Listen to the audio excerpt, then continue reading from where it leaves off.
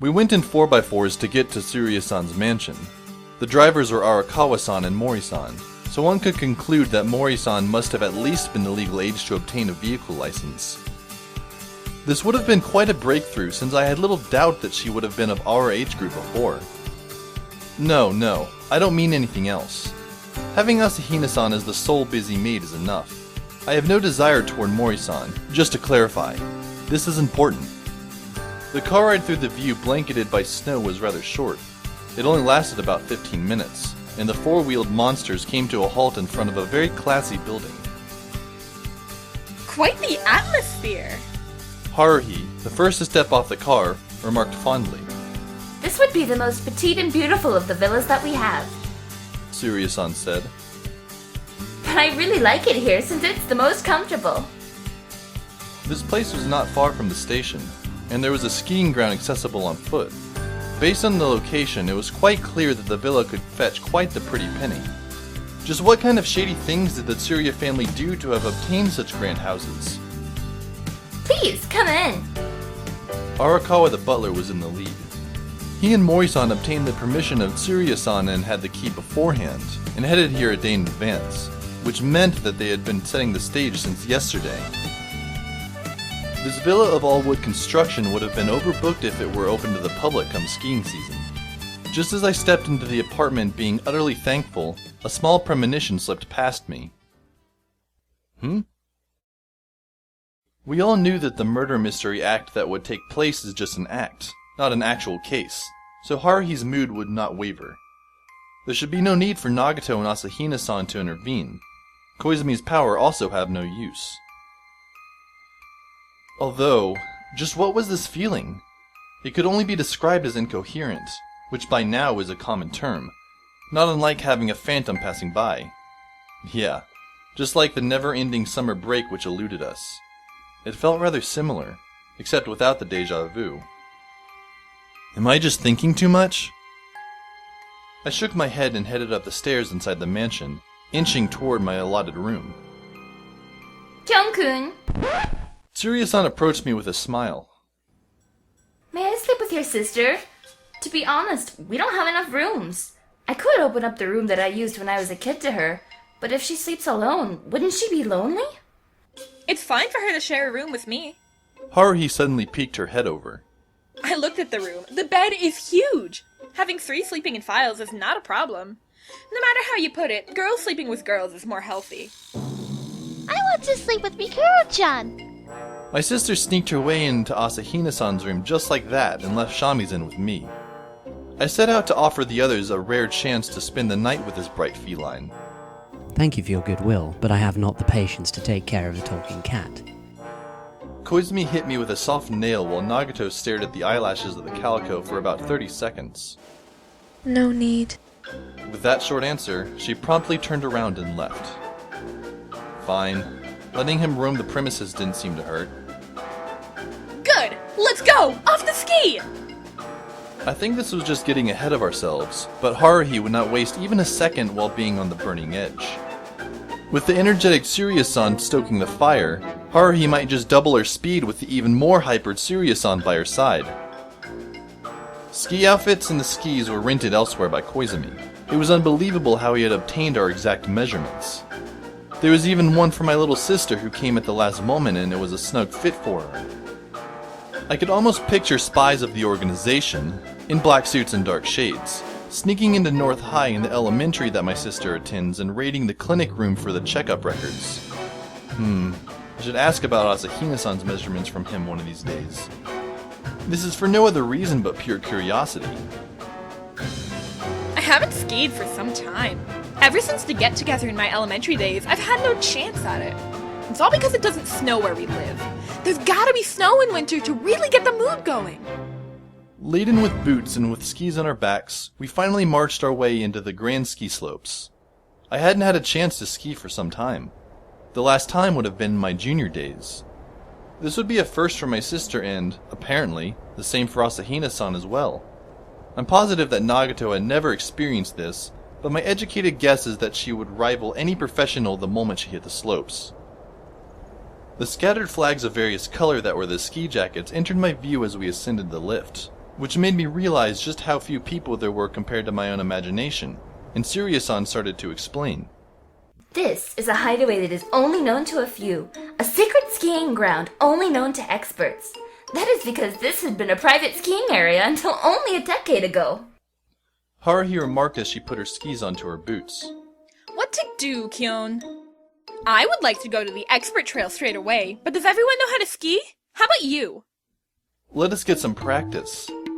I looked at my little sister and Asahina-san, who after having the skis put onto their boots, were tripping after going a distance no greater than 30 centimeters on them, and promptly answered Haruhi. If you don't teach them even the basics, never mind the expert trail, just getting onto the chairlifts will take forever. Asahina-san, who had snow all over her from falling into the ground, was a natural as a skiing gear model.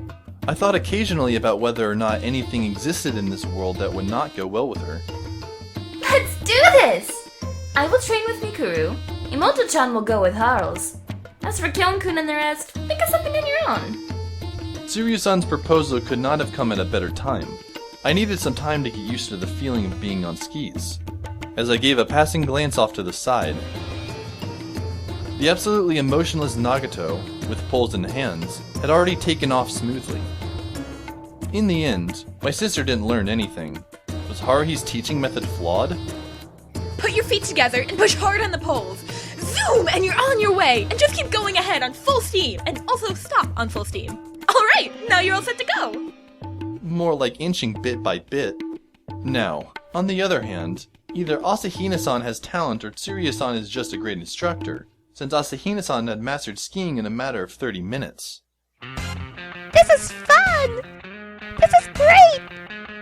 In the pure white backdrop, the visage of a smiling Asahina-san skiing was, to summarize and to cut short my comments, like a superbly crafted rendition of a snow fairy. Haruhi took a snipe at Koizumi and I who were practicing by ourselves, and looked on at my sister who had made no progress.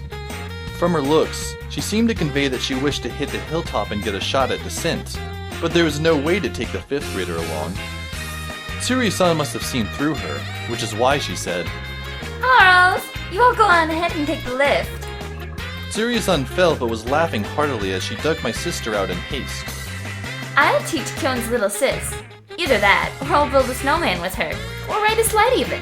It's just a matter of renting a sled. Really? Haruhi looked on at my sister and Tsuruya-san as she thanked her. Thank you so much. Sorry. No biggie, no biggie. Come on, Kyon's little sis. Would you like skiing lessons, snowman making, or riding a sled? Snowman! My little sister loudly replied as Tsuruya unloaded her skiing gear. Okay, snowman it is. Let's make him a big one, alright?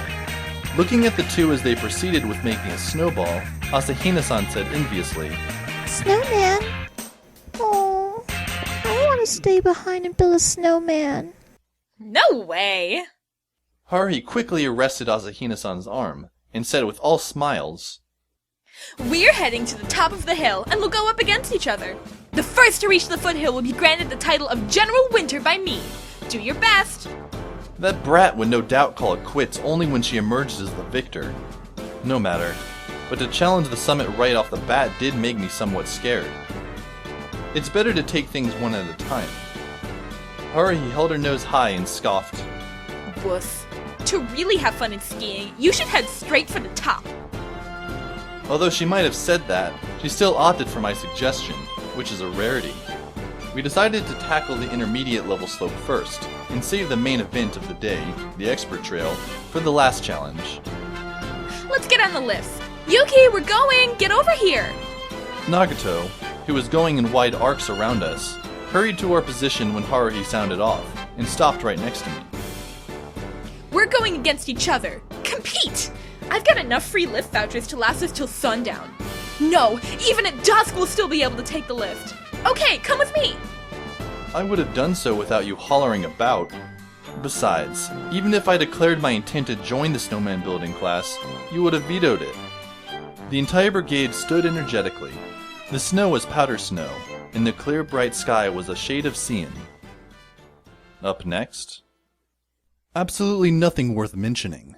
My sister and Tsuruya-san decided to stay back to do individual activities, as the regular members of the SOS Brigade enjoyed simple skiing thrills. The moment we skied down to the foothill, the shape of the snowman became more pronounced, with Tsuruya-san and my sister really enjoying themselves as if they were the same age. This would be the most recent scene of them in my memory. Or, perhaps the last memory of them for that matter. How many turns of the skiing tournament had it been by now? After descending from the mountain with no mishap, somehow, we really paid no heed of the time. Just out of the blue, almost suddenly, we found ourselves in the thick of a storm. Only a vision of white was before us, and anything beyond a meter fell out of our vision. The gusting storm mixed with the snow fragments pounded on us. The pain was more pronounced than the cold. Our exposed faces quickly became frozen. We could only breathe normally by facing down. That was how strong a blizzard we found ourselves in. There really was no prior warning. Haruhi in the lead came to a stop, and Nagato, who was against her, also came to a screeching halt, while Asahina-san and I caught up, with Koizumi bringing up the rear. We were already surrounded in the blizzard. It's almost as if it were summoned by someone out there. End flashback. Now do you see why we are in such a grievous situation over this snow mountain? The visibility is simply too poor, and should there be a cliff a couple meters away, we might fall and meet our demise if not careful. Where are we right now? I feel rather dismayed having to rely on Nagato at this hour, but nothing is more important than our lives. But we are in a situation where Nagato is unable to pilot us after hours of trekking about, and we are still stuck at square one. This is odd. Even Haruhi's grumbles bear the scent of confusion. Just what is going on? How can it be that we don't even see a shadow of a person? This is way too bizarre. How long have we been walking? She looks toward Nagato in the lead, as Nagato shows an expression that looks to be wondering whether or not she has taken the wrong path down the mountain somehow. This is not some wonderland. So long as we grasp our rough bearings, we should naturally reach the base of the mountain as we head downward along the slope. The problem is that we can't get to that point for some reason. Talk about weird. We have no choice. Let's dig a hole in the snow and set up camp. Keep going when the storm dies down. Wait. I call Haruhi off, as I head to Nagato, who seems to be brushing the snow aside. Just what's going on? The young girl with a poker face, with her short hair stiffened from the freezing air, lifts her head towards me slowly. An incomprehensible event has occurred.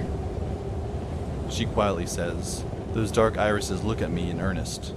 If the dimensional coordinates that I recognize are correct, our current whereabouts should have exceeded the point of origin. What and what? If that's so, we should have landed in the midst of human life signs. But even after all that walking, we failed to run into the lift cables or even any cabin. An event that is beyond the control of my dimensional manipulation abilities has occurred. Hearing the chilling voice of Nagato, I take a deep breath. Words vanish from the edge of my mouth, just as how snowflakes evaporate in an instant upon contacting the tip of the tongue. Event beyond Nagato's ability to control? Are the strange premonitions directed at this? Who could have done it this time around? Nagato falls into silence, without blinking her eyes as the snowflakes dance wildly and blow straight at her. None of us has a watch with us, nor do we have a cellular phone when we rush to the ski grounds, so nobody really knows the time. We only know that we left the villa at approximately 3 o'clock in the afternoon, but we are sure that we have been out for some time. The cloudy sky still has some glimmer of light, but the thick cloud and the blizzard covers prevent us from seeing where the sun is. It's about as bright as a moss-filled cave. A strange taste of rust gushes out from the depths of my wisdom tooth and a slight pain starts up. We can't seem to get out of this wall of snow, and the uniform gray covers the sky. Could it be that... Ah! Haruhi, who is next to me, suddenly exclaims.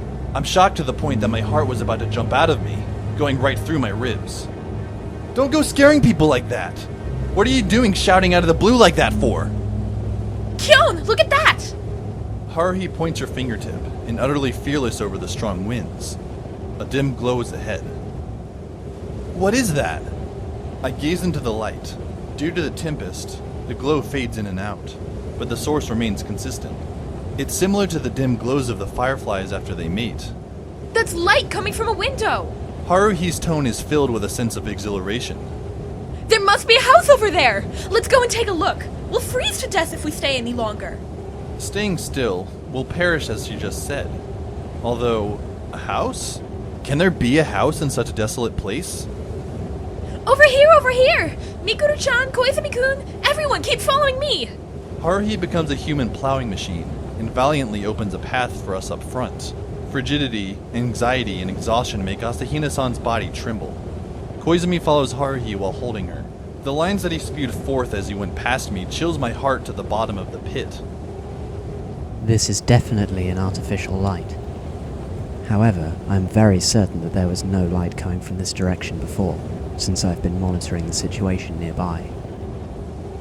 Nagato and I utter no word, as we stare at the back of Haruhi, who is using her skis to shovel the snow away. Hurry up! Kyon, Yuki, don't get left behind! There remains no other alternative. Rather than having our frozen corpse becoming the news headline a century later, I would gamble on this seemingly slim chance of survival. Even if it's a trap set in advance, we have no choice at this point. I push on Nagato's back as I head along the path in the snow that Haruhi has opened up. It's a mansion! And a large one! Haruhi stopped in her footsteps, shot her head straight up, and after having expressed her thoughts, kept going. I stare at the massive structure, and my darkened mood sinks some more. In a backdrop composed of the silvery white snow and the pencil gray sky, it stands like a house in a shadow play, making it all the more uninviting. It isn't so much that its appearance is not commonly seen. To call it a villa, well, it stands as grand as a castle. Several towers of unknown purpose protrude from the roof, and though it could be due to inadequate lighting, they look very dark. To have such a structure within the snow mountain is the very definition of bizarre. The location is a snow mountain clouded by a blizzard. The cast is us, who are in distress, finding a dim light while we are lost on the way, and stumbling upon a strange mansion after following that light. Only one ingredient is left. Would what comes next be the appearance of the owner of the house? Hello? Haruhi quickly faces the portal and projects her voice. The door has no intercom, nor does it have a doorbell. Haruhi's fist knocks on the elegant door. Is anyone there? I give the mansion another look, while standing behind Haruhi. It's not that I'm cynical, but this setting is just too well prepared, as if it was custom made for us. However, I am aware that this couldn't be the work of Koizumi. It'll be great if the moment that door opens, Arakawa-san as well as Mori-san are there to greet us.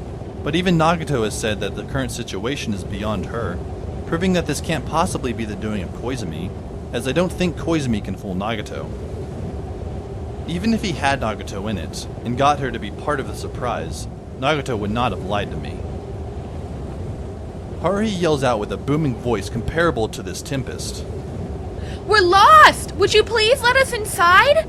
We're trapped in the snow and are about to die! I turn my back to verify that everyone's still on board. Nagato looks at Haruhi's back with her typical marionette expression. Asahina-san is hugging her own body for warmth with a panicked face, occasionally letting loose a cute sneeze and wiping her entirely red nose. Koizumi's signature smile has vanished. His arms are crossed like he is in deep thought, with his head cocked on an angle. His expression is as if he has tasted something bitter. He looks as the indecisive Hamlet might, pondering whether or not one should open the door. Haruhi's noise level is so high that should she be doing this close to my home, the neighbors would be up in arms. The question is that there is no answer so far.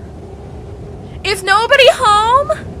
Haruhi, with her gloves removed and blowing steam at her fist, says resentfully, There are lights inside, so I thought there'd be people inside. Kyon, what's next? "It'll do if we can find a place to use as shelter. Is there a garage or a shack nearby?" However, Haruhi opts not for such distractions as trying to find shelter. She puts on her gloves before us, grabs onto the handle that has accumulated ice on it, and lets go of a breath that looks like a prayer. With a serious expression, she slowly turns the handle. Maybe I should stop her. At least, after hearing Nagato's advice, I should have some idea about what's ahead, but it's too late now. It's as if the mansion is opening its mouth.